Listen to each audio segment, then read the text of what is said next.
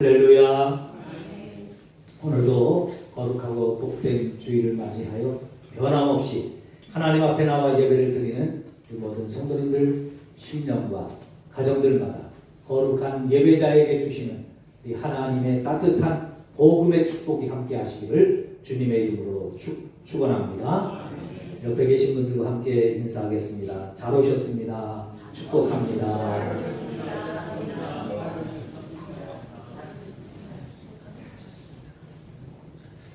가슴에 손을 얹고 우리 자신을 이렇게 축복하겠습니다. 나는 어려움을 축복으로 바꾸는 사람입니다. 나는 잘 되는 사람입니다. 할렐루야. 우리가 살다 보면요, 삶 속에 처음부터 끝까지 잘 되는 사람은 없습니다. 잘 되는 사람은 어려움의 그 고비를 잘 넘기는 사람, 잘 되고요, 성공하는 겁니다. 처음부터 성공의 길을 걸어가는 사람은 극히 드뭅니다. 그래서 우리의 인생은 고난의 연속이라고 할 수 있습니다.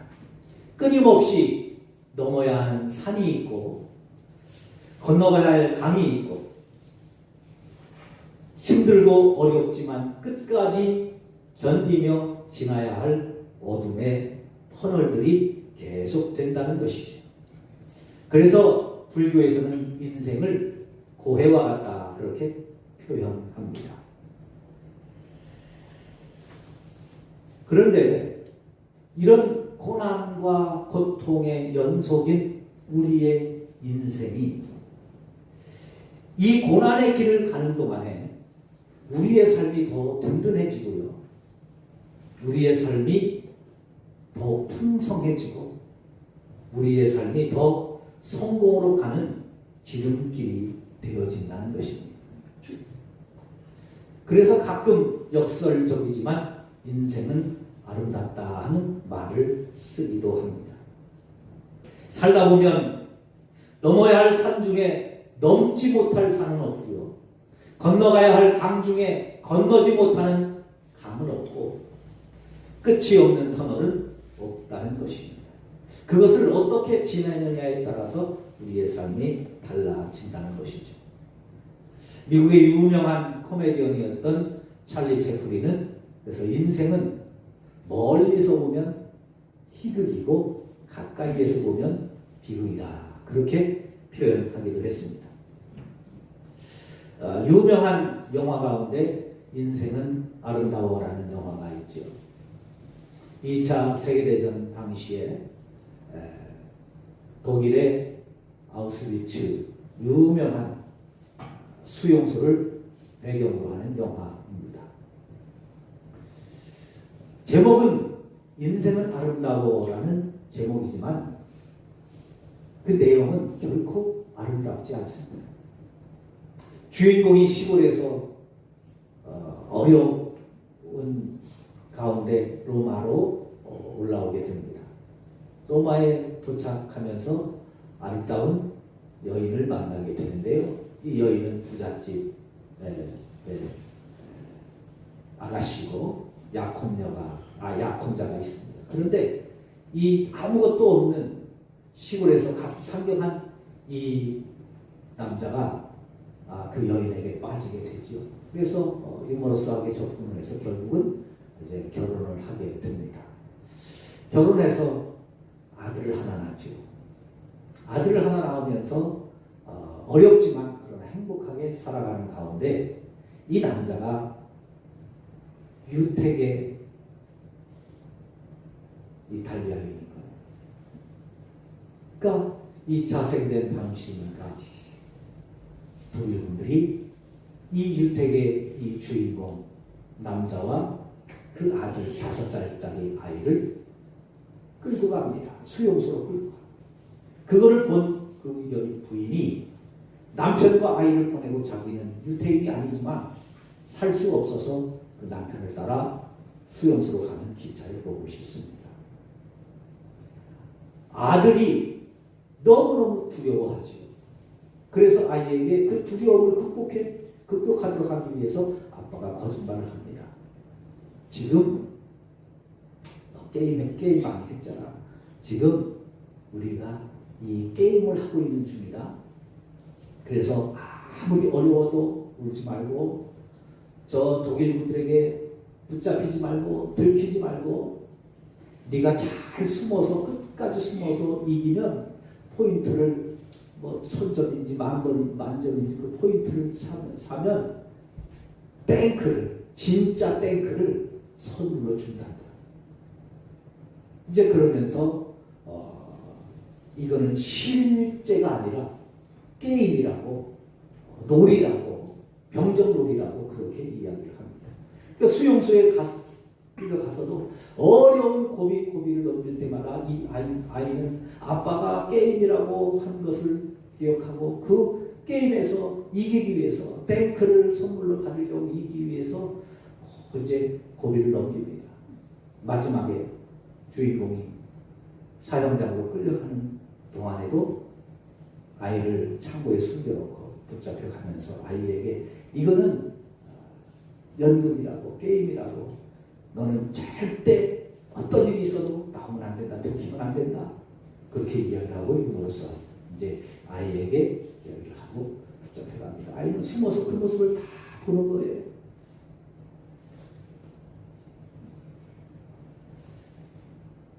그러다가 이제 극적으로 살아나는데 모든 영화가 끝나갈 때쯤 결국은 이제 이 독일군이 패하고 연합군들이 그 수용소로 들어오게 되죠. 근데 실제 탱크가 오니까 독일군들이 다 도망갔는데도 숨어 있다가 탱크가 오니까 이 아이가 야, 저 탱크는 진짜 내가 끝까지 남아서 나에게 주는 선물인가 보다. 그래가지고 다 나오는 거예요. 거기서 극적으로 아버지와 어머니를 만나는 그 내용, 인생을 말이죠. 여러분, 인생이 아름답습니다. 아니죠. 죽음의 고비를 수없이 넘기는 거예요. 그 수많은 고난과 고비를 넘기는 순간 마지막 축복이 비로소 다가온다는 것이죠. 오늘 본문의 내용 말씀이 이렇습니다. 의를 위하여 박해를 받은 자는 복이 있다. 느닷없이 왜 갑자기 이 말씀입니다. 지난 한 주간 동안 살아가는데 하나님이 제 마음속에 계속 머무르게 하는 되뇌게 하는 단어가 핍박이었습니다. 핍박. 도대체 하나님 왜 이 단어가 떠나지 않고 계속 제 마음속에 계속 머무는 거예요. 사실은 저는 연속 설교를 하잖아요. 마태복음 27장 그 마지막 부분 이제 예수님 주변에 있던 사람들 정리하면서 설교해야 되는데 계속 이 말씀이 핍박 이 말씀이 계속 끊이지 않는 거예요. 그래서 목요일날 안 되겠다. 설교를 바꾸자. 그래서 목요일부터 설교 작업을 다시 했어요. 도대체 하나님 요즘 무슨 핍박이 있다고 우리 성도 중에 무슨 핍박을 받는 성도들이 있는가 도대체 무슨 말씀을 주시려고 도대체 이 말씀을 이렇게 계속 주십니까? 그런 가운데 여하튼 하나님이 주시는 이 말씀을 이제 들으면서 하나님이 주시기를 원하는 뭔가 뜻이 있다. 할렐루야. 뭔가 필요한 이 말씀이 필요한 분이 있는 것 같아요. 아니면 우리 모두에게 모든 사람이 있는데 한 사람에게 말씀 주시기 위해서 그러시지는 않았을 거 아니에요. 그러면 2024년도 우리에게 뭔가 하나님이 주실 은혜와 축복이 있기 때문에 이 말씀을 주신 줄로 믿습니다. 오늘 이 말씀처럼 2024년도에 우리가 살아가면서 의를 위하여 박해를 받은 사람이 복이 있다. 그 사람이 천국을 얻게 된다는 이 말씀처럼 우리가 살아가면서 힘들고 또 어려운 일들을 겪을 때 그 속에서 끝까지 우리의 믿음을 잘 지켜서 2024년도에 천국을 우승의 상급으로 받는 우리 모든 축복이 있기를 주님의 이름으로 축원합니다. 도대체 그럼 무슨 박해일까? 이걸 제가 고민하면서 세 가지 성도들이 받는 박해를 세 가지로 이제 정해봤습니다. 먼저 요즘 박해는 외부적인 박해는 거의 없어요. 그렇잖아요. 예수 믿는다고 누가 못 가게 하고 때리거나 방에 가두거나 머리를 깎거나 그런 사람들은 없잖아요. 그전에는 옛날에는 저희들이 어릴 때만 해도 그런 일들이 많았어요. 근데 요즘은 그런 게 없잖아요. 그런데 그러면 도대체 무슨 박해일까? 그런데 하나님이 제게 주시는 메시지 가운데 하나는 첫째는 물질의 박해다. 물질의 박해를 성도들이 받고 있다는 거예요. 사도행전 33장에 보면 초대교회에 하나님이 놀라운 은혜를 주십니다.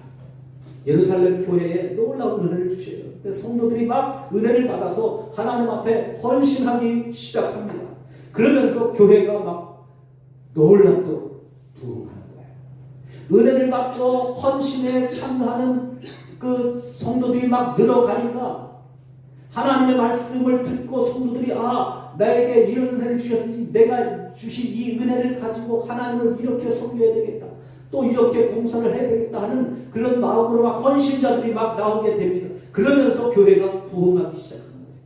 여러분, 하나님 앞에 먼저 우리가 은혜를 받는 신앙이 되시기를 바랍니다. 은혜를 받아야 돼요. 은혜 받기 위해서 노력하셔야 되고 애쓰셔야 됩니다. 하나님의 은혜, 하나님의 긍휼, 하나님의 자비하심이 우리 가운데 임해야 돼요. 그래야 우리가 하나님의 은총, 축복을 받습니다. 은혜를 받고 나니까 성도들이 이곳저곳에서 막 섬기는 거예요. 얼마나 많은 사람들이 섬기는지 초대교회가 놀랍게 부흥하게 됩니다. 그래서 그 사도행전 4장 33절 이하에 보면 교회 나오는 성도들이요, 여러 가지로 그 어렵고 힘든 가운데 어려운 성도들이 하나도 없는 거예요. 왜? 서로 도와주니까. 누가 조금 어렵다고 그러면 서로 도와주니까 어려운 사람이 없는 거예요. 힘든 일이 여러분이 힘들고 어려울 때 왜 힘듭니까? 그게 감당이 안 돼서 힘든 거 아니에요? 감당하면 힘들지 않죠. 감당할 수 있으면 하나도 안 힘들어요. 감당할 수 없으니까 힘이 드는 거예요. 그런데 초대교회 성도들은 서로 도우니까 힘들지가 않아요.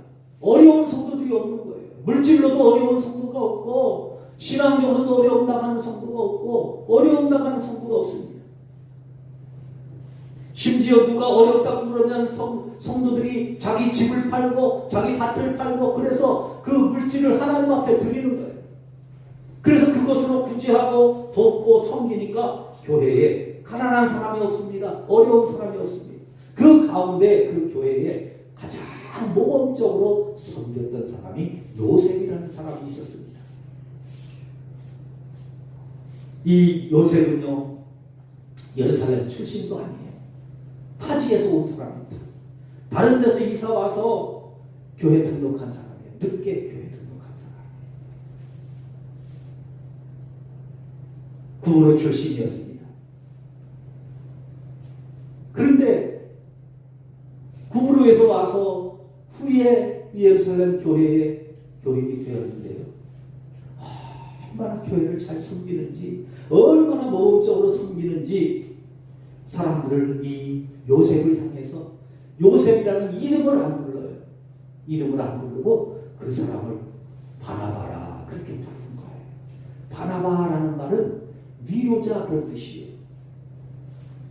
그 말은 무슨 말입니까? 성도들이 힘들고 어렵게 살다가 교회 와서 그 힘든 마음을 가지고 교회 와서 하나님 앞에 이제 그 어려움을 힘을 얻기를 원하면 하나님이 힘을 주시는데 바나바 이 요셉 집사님을 통해서 힘을 주시는 거예요. 그러니까 성도들이 바라볼 때마다 요셉이라고 안 하고, 아이고 나를 위로해 주신 집사님의 위로 때문에 내가 얼마나 힘이 나는지 몰라요. 집사님이 위로해 주셔서 내가 얼마나 큰 힘이 되는지 몰라요. 집사님만 보면, 집사님의 얼굴 표정만 보면, 집사님의 말 한마디만 들어도 막 힘이 난다는 거예요. 그래서 오죽하면 성도들이 바나바라고 이름을 부르게 됐어요. 위로자라. 그래 이분이 얼마나 헌신적으로 충성하고 봉사하는지 모릅니다. 그러니까요 성도들이 다 좋아하죠. 그 사람을 옆에서 보고 있는 아나니아와 삽비라가 있었습니다. 이분들도 얼마나 헌신적으로 충성했는지 몰라요. 그런데 보니까 나보다 예루살렘 교회의 본토백인 나보다 저 타지에서 늦게 온 요셉 집사가 인기가 더 좋은 거예요. 그러니까 이 아나니아와 삽비라도 하나님 앞에 은혜를 받고 나도 하나님 앞에 헌신하자, 나도 봉사하자, 나도 충성하자 하는 그 마음을 주셨어요. 그래서 이 아나니아도 하나님 앞에 헌신하고 충성하기 위해서 자기 집을 팔았습니다. 밭을 팔았습니다. 헌금을 하려고 그러는데 핍박이 오는 거예요. 무슨 핍박이겠어요? 다른 핍박이 아니라 돈이, 헌금이 핍박하는 거예요. 지금 헌금이. 이거 다 바치면 집사님 집은 어디서 살 거예요? 무슨 대책이 있는 거예요? 이거 다 바치면 집사님 돈이 속삭이는 거예요. 돈이. 애들 대학은 어떻게 보낼 거예요? 뭘로 보낼 거예요? 헌금을 드리려고 그랬더니 돈이 핍박을 하는 거예요. 나 다 바치면 안 되지. 다 바치면 안 되지. 당신도 살 길이 있어야지. 당신도 뭔가 대책이 있어야지. 그러면서 돈이 핍박한다니까요. 아나니아가 거기서 무너진 거예요. 돈의 핍박 때문에 헌금의 핍박 때문에 넘어졌습니다. 여러분요, 저는 목회하면서 이 헌금의 핍박 때문에 무너지는 사람을 종종 봤어요. 여기서 무너지는 거예요. 이분이 은혜를 못 받아서가 아니에요. 믿음이 없어서가 아니에요. 은혜도 많이 받았습니다. 믿음도 받았습니다. 여러분, 헌금하기 위해서 집 팔고 재산 팔 정도 되는 믿음이 있는 사람이 어디 흔합니까? 아니잖아요. 그 정도의 믿음의 결단도 있는 사람이에요. 안 파는 것도 아니에요. 다 팔았어요. 그런데 바치려고 하는 그 순간에 문제가 있는 거예요. 핍박이 온 겁니다. 그 핍박을 견디지 못하고 헌금한 말을 감춥니다. 그것 때문에 하나님의 징계를 받고 죽습니다. 그 물질의 핍박을 이기지 못한 거예요. 부자 청년이 은혜를 받았습니다. 은혜를 받고 나니까 이렇게 믿으면 안 되겠는 거예요. 내가 더 잘 믿어야 되겠는데, 내가 더 잘 믿어야 되겠는데, 그래서 예수님을 찾아갔습니다. 예수님, 저 예수님을 더 잘 믿고 싶습니다. 내가 어떻게 해야 영생을 얻을 수 있겠습니까? 예수님이 그 모습이 얼마나 기특한지 성경에 뭐라고 써있대? 성경에 계명을 지키라고 있습니다. 그래, 계명을 지켜야지. 부모를 공경하라, 살인하지 말라, 주를 거룩하게 지키라, 내 이웃을 내 몸같이 살아라, 계명을 지키라. 그러니까 이 청년이 말합니다. 예수님, 저요 모태신앙이에요. 모태신앙인데요, 제가 어려서부터 그거 다 지켰어요. 여러분, 얼마나 믿음이 좋은 청년이에요. 이 청년이 어려서부터 하나님의 말씀을 떠나본 적이 없어요. 사명을 떠나본 적이 없습니다. 믿음을 떠나본 적이 없습니다. 어려서부터 신앙의 곁길을 가본 적이 없어요. 모든 명령을 다 지켜가는 거예요. 철저하게 말씀을 따라서 신앙생활을 해왔습니다. 그때 예수님이 말씀합니다. 참 대단하구나. 그럼 마지막 고비, 내 제사를 팔아 가난한 사람들에게 나눠주라. 그 말씀을 듣는 순간 물질이 이 청년을 핍박하기 시작합니다. 그게 어떤 돈인데? 그게 어떤 재산인데 그걸 하나님한테 하나님 음성 아닐 거야. 하나님 음성 아닐 거야. 하나님 음성은 어떡할까? 이 청년이요 근심하며 주님을 떠나갑니다. 주님을 스스로 찾아왔어요. 더 잘 믿고 싶어. 그런데 그 의지 때문에 주님을 떠납니다.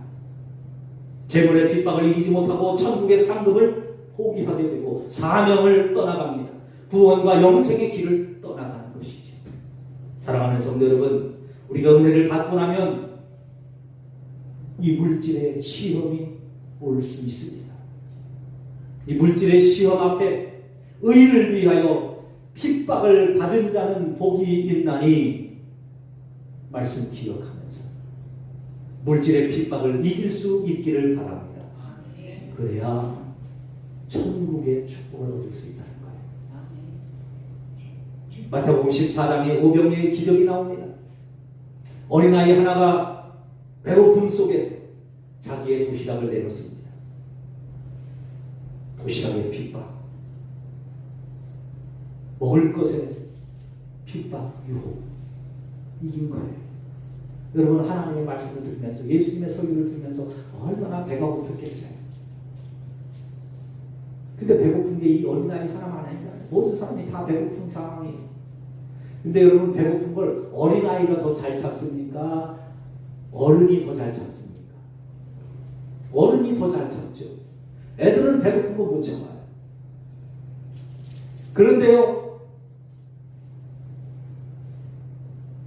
어른들은 자기들의 배고픔을 참지 못하고 자기들이 싸운 도시락을 다 먹었는지 아니면 못 먹고 그냥 감추고 있었는지는 모르지만 도시락을 싸운 사람이 그 5,000명 가운데 이 어린아이 한 명밖에 없었겠어요?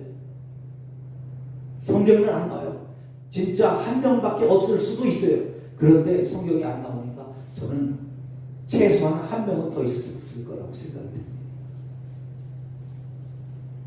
근데 다른 사람은 욕심이 있어서 이 도시락의 유혹, 도시락의 핍박 때문에 못 내놓는 거예요. 그거 너 내놓으면 너만 배고파. 예수님만 배고파. 너도 배고프잖아. 너 가다가 쓰러지면 어떡하려고.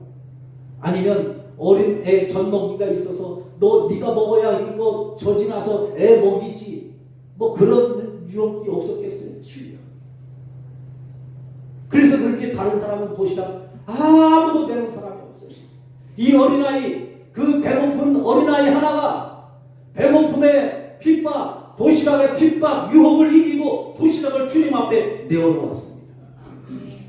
그것 때문에 오병이의 기적의 역사가 나타나는 거예요. 누가복음 19장 세리장 삭개오가 예수님을 만났습니다. 자신의 전 재산을 사회에 환원하는 이야기가 나오죠. 그것을 통해서 그가 아브라함의 자녀가 되었다는 주님의 인정을 받습니다. 사랑하는 성도 여러분, 2024년도에 하나님께서 우리에게 은혜를 주실 것입니다. 우리를 사용하기를 원하실 것입니다. 은혜를 받고 난 다음에 우리가 헌신하려고 할 때 기억하십시오.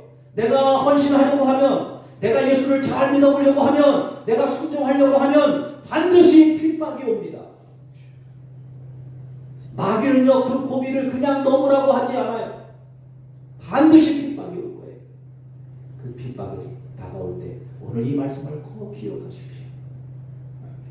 의를 위하여 박해를 받은 자가 복이 있다. 아, 이건 복을 위한 마지막 고비구나. 어려운 시험이 오고 연단이 오면 기억하세요.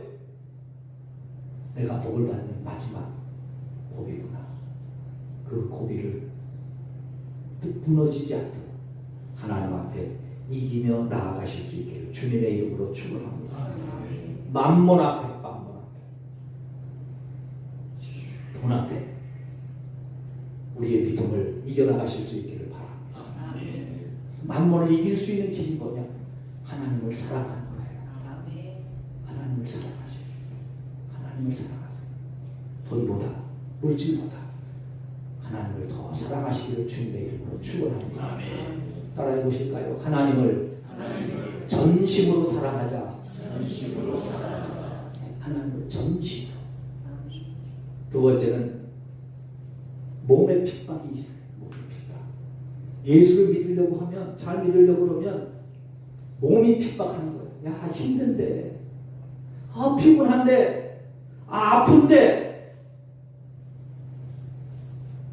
이것만 쉬자. 이것만 건너뛰자. 우리의 몸이 자꾸 믿음으로 나가지 못하도록, 순종으로 나가지 못하도록 핍박한다는 거예요. 사무엘상 17장에 보면 다윗이 골리앗 앞에 서는 내용이 나오죠. 여러분, 다윗이 골리앗을 이길 확률이 몇 프로일까요? 0%입니다. 그렇잖아요. 0%예요. 1%도 안 돼요. 0%입니다. 이건 누가 봐도 뻔한 거예요. 어떻게 다윗이 골리앗을 이깁니까? 골리앗은 제정의 장군이고요. 군인일 뿐만 아니라 장군입니다. 장군. 그리고 군인이에요. 그리고 모든 이 군복으로 무장을 한 사람입니다. 다윗은요, 이제 10살 먹은 청소년입니다. 군사훈련 한 번도 받아본 적이 없습니다. 무기 가져본 것도 없어요. 전투복 입은 것도 없습니다. 골리앗 3m에 가까운 거구입니다. 다윗 키도 작고 힘도 없어요. 뭘로 이기겠어요? 능력으로 이기겠어요? 무기로 이기겠어요? 힘으로 이기겠어요? 이길 수 있는 근거가 아무것도 없습니다. 죄로입니다. 그런데 목숨을 걸고 나가 싸웁니다. 그게 이스라엘의 승리하는 기점이 됩니다. 양을 칠 때도요, 다윗은 성실했습니다. 양을 치면서 밤을 지새우고 맹수들과 싸워서 양떼를 지킵니다. 여러분, 사자와 맞서 싸우고 늑대와 이리와 맞서 싸우고 또 이 맹수들과 곰과 싸워서 양떼를 지키면 다윗에게 떨어지는 게 뭐가 있어요? 유익이 있습니까? 아니에요. 오히려 제가 볼 땐 부모님한테 혼날 가능성이 더 큽니다. 만약에 제 딸이요,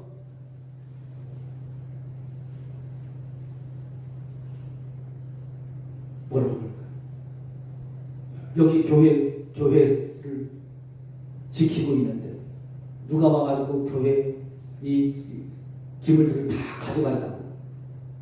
그런데 저희 딸이야, 그 도둑들, 남자들 도둑들하고 싸워서 지켰다고. 성전 기물을 지켰다고. 그리고 저녁에 와서 저한테 그러는 거예요. 아빠, 제가 피아노 치고 있는데 또 도둑놈들이 와가지고 그냥 이 의자도 가져가려고 하고 마이크를 막 가져가려고 그래서 내가 그 사람들하고 막 싸워가지고 간신히 이겼어. 나 잘했지? 그러면 제가 뭐라고 할 것 같아요?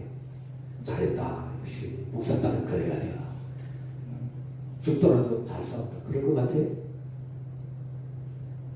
여러분들 같으면 그럴 수 있을 것 같은 표정이신데 저는 안 그럴 것 같아요. 야, 이 다치면 어떡하려고. 숨어있든지 빨리 도망오든지 아니면 아빠한테 전화해야지. 왜 네가 싸우냐고. 아마 난리를 쳤을 거예요. 저 같은. 제가 믿음이 없어서 그런지 몰라도 저는 그렇습니다. 다윗의 아버지는 안 그랬겠어요?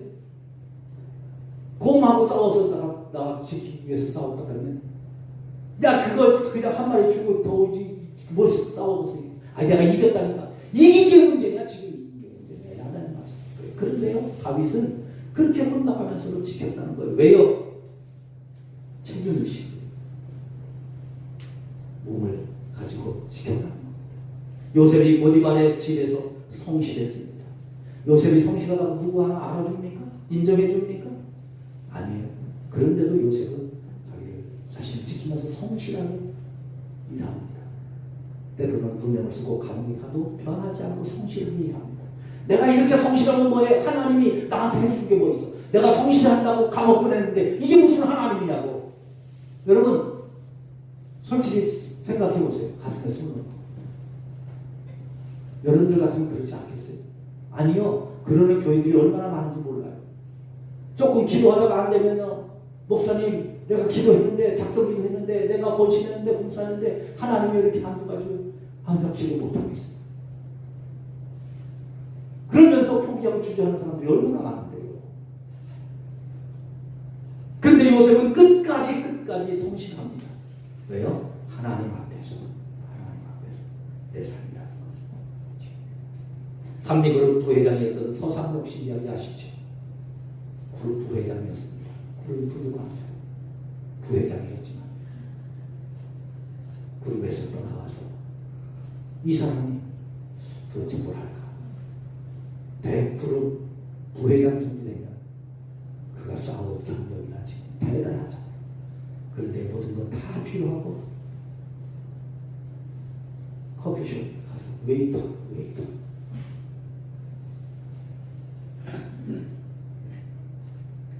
몸이 부회장 출신인데 그런 거 할 수 하겠냐고. 그런데 그런 일이 일어난 거죠. 여러분, 다윗은 자기가 죽는 것이 무슨 영광으로 알았겠습니까? 요셉은 자기가 손해보는 게 뭐 대단한 하나님의 축복을 기대했기 때문이에요? 아니에요. 요셉도 편하고 싶었고 다윗도 편하고 싶었고 다윗도 힘들고 어려운 거 피하고 싶었을 거예요.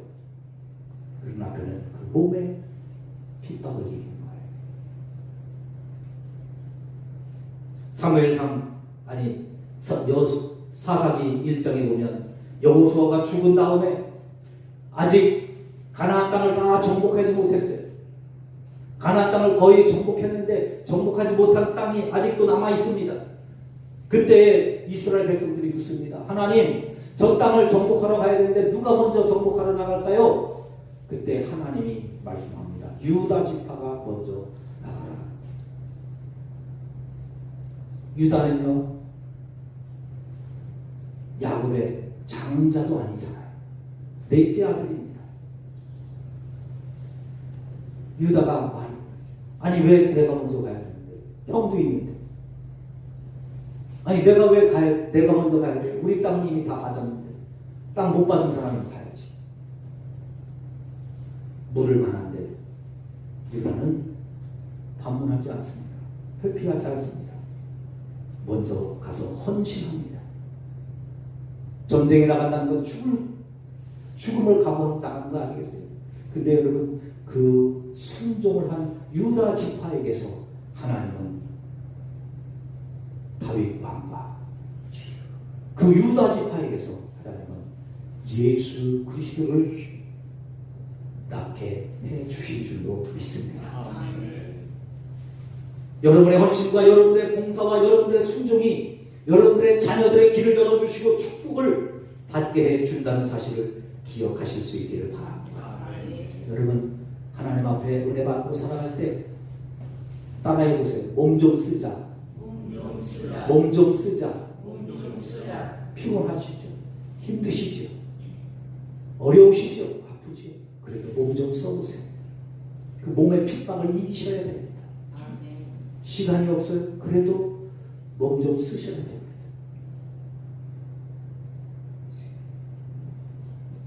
내 몸을 쓰면 하나님의 기도 받으시고 내 몸을 쓰면 옆에 있는 사람이 영광을 받습니다. 할렐루야.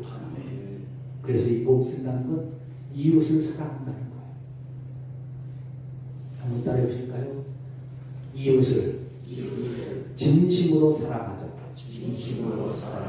첫째는 하나님을 전심으로 사랑하자. 두 번째는 이웃을 진심으로 사랑하자. 그래야 못 쓴다는 거예요. 내 생각하면 못 씁니다. 세 번째는 정신적인 핍박입니다. 스트레스. 현대사회의 특징. 제가 며칠 전에 읽은 책 가운데 교회의 맥도날드화라는 책입니다. 맥도날드화. 맥도날드 다 아시죠? 젊은 사람들은 좋아할 텐데. 맥도날드. 미국 햄버거입니다. 햄버거. 근데 전 세계 21세기의 시대에 흐르는 맥도날드화라는 거예요. 맥도날드가 뭐냐? 맥도날드가 미국의 햄버거 가게인데 어떻게 미국의 햄버거 가게가 한국에도 있고 한국에 한두 개가 아니잖아요. 우리 청주에도 여러 개가 있고 요 울릉도에도 있잖아요. 전 세계 맥도날드가 없는 나라가 없습니다.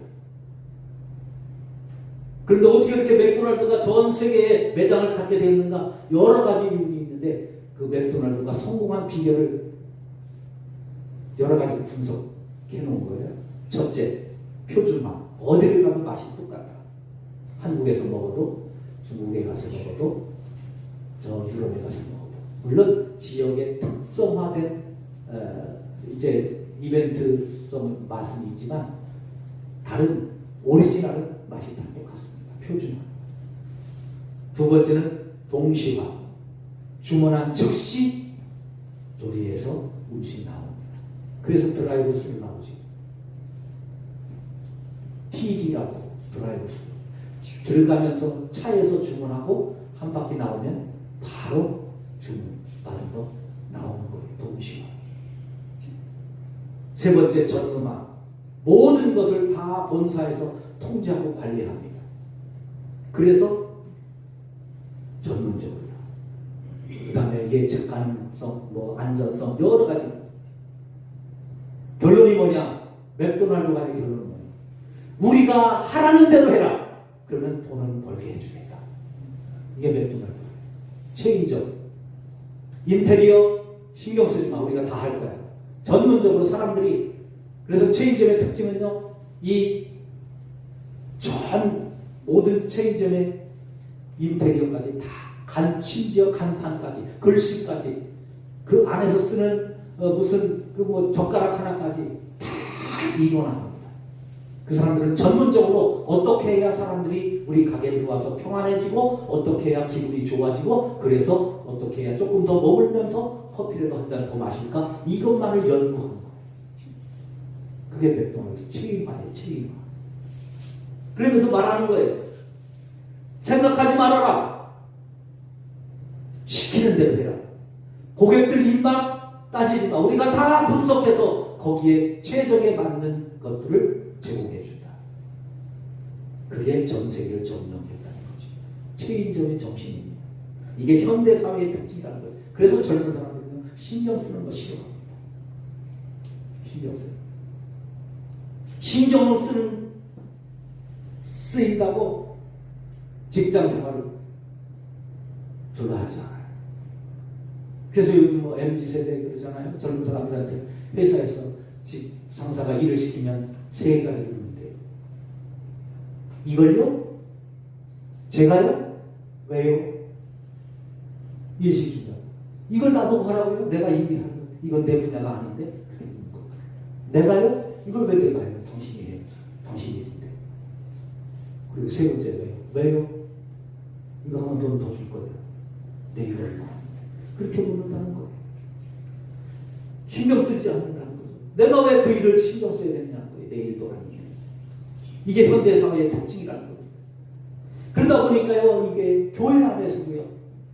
신앙생활 안에서도 신경 쓰고 싶지 않아요. 그래서 신경 쓸 일이 교회에 생기면 교회를 떠나갑니다. 교회에서 뭐라고 하면 목사님 신앙생활 제가 알아서 해요. 주일 지키고요. 제가 헌금 안 합니까? 헌금 다 알아서 해요. 제가 형편에 맞게 헌금 다 알아서 합니다. 봉사 제가 적당히 알아서 합니다. 강요하지 마세요. 강요하지 마세요. 그래서 교회가 뭘 해도 동요하지 않아요. 자기 기준에 딱 맞춰서 신앙생활을 하는 시대가 되었습니다. 공동체를 썩이지 않습니다. 신경 쓰기 쉽다는 거죠. 여러분 이 핍박을 이기셔야 됩니다. 출애굽기 31장에 보면 성막을 만들 때 성전 내부 인테리어를 책임지는 사람은 오홀리압과 부살레를 세웁니다. 이 오홀리압과 부살레이 하는 일은 성막 안에 있는 기물들을 만드는 거예요. 여러분 출애굽기 28장부터 쭉 보세요. 성전 안에 있는 기물들을 만들 때 하나님이 이 강대상을 만드는데 강대상 크기까지 정확하게 가로, 세로, 높이 또 어디에다가 고리를 어떻게 만들고 하나님은 성막에 대해서 성전에 대해서는 아주 섬세하게 인테리어를 말씀합니다. 실은 어떤 걸 써라. 실은 어떤 걸 써라. 순 없는데 실은 어떻게? 순은 어떻게 하라. 여기 종을 만드는데 종 무게는 몇 그램 해라. 몇 킬로뿐만 아니라 그램수까지 정확하게 가르쳐줍니다. 금덩이. 그걸로 두 번째 이어붙이면 안 된다. 하나로 한 덩어리를 해가지고 다 쳐서 만들어야 된다.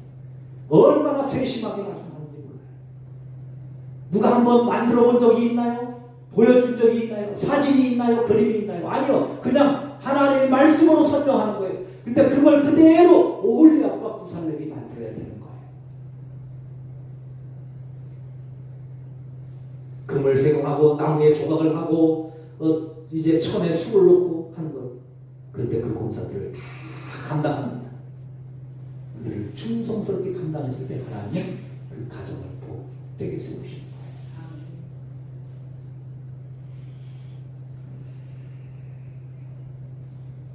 2024년 신앙생활 할 때 여러분 힘이 들어도 하나님의 일에 신경 좀 쓸 수 있기를 바랍니다.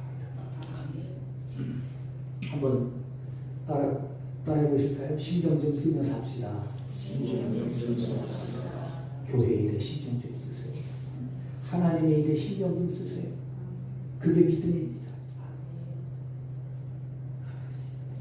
그래서 세 번째는 교회를 열심으로 사랑하자. 교회를 열심으로 사랑하자. 이 핍박의 단어를 주시면서 제가 정리한 말씀입니다. 마지막으로 한번 따라해 보실까요? 하나님을 전심으로 사랑하자. 하나님을 전심으로 사랑하자. 이웃을 진심으로 사랑하자. 이웃을 진심으로 사랑하자. 교회를 열심으로 사랑하자. 교회를 열심으로 사랑하자. 핍박을 이기는 방법입니다. 2024년도 힘들어도 어려워도 하나님을 전심으로, 옆에 있는 성도들 진심으로, 그리고 내가 섬기는 이 교회를 열심으로 사랑하셔서 때로는 물질이 우리 생각을, 우리 믿음을 바꾸려고 할 때, 때로는 우리의 몸이 믿음을 바꾸려고 할 때, 때로는 우리의 정신, 신경이 지금 머리가 아픈데 여러 가지 신경 쓸 일도 많은데 믿음을 가로막으려고 할 때 하나님을 전심으로 사랑합니다. 우리의 이웃을 진심으로 사랑합니다. 교회를 열심으로 사랑합니다. 2024년도에 하나님 앞에 믿음으로 승리해가는, 그래서 천국을 상급으로 받는 우리 모든 성도들이 되시기를 주님의 이름으로 축원합니다. 하나님 아버지 감사합니다.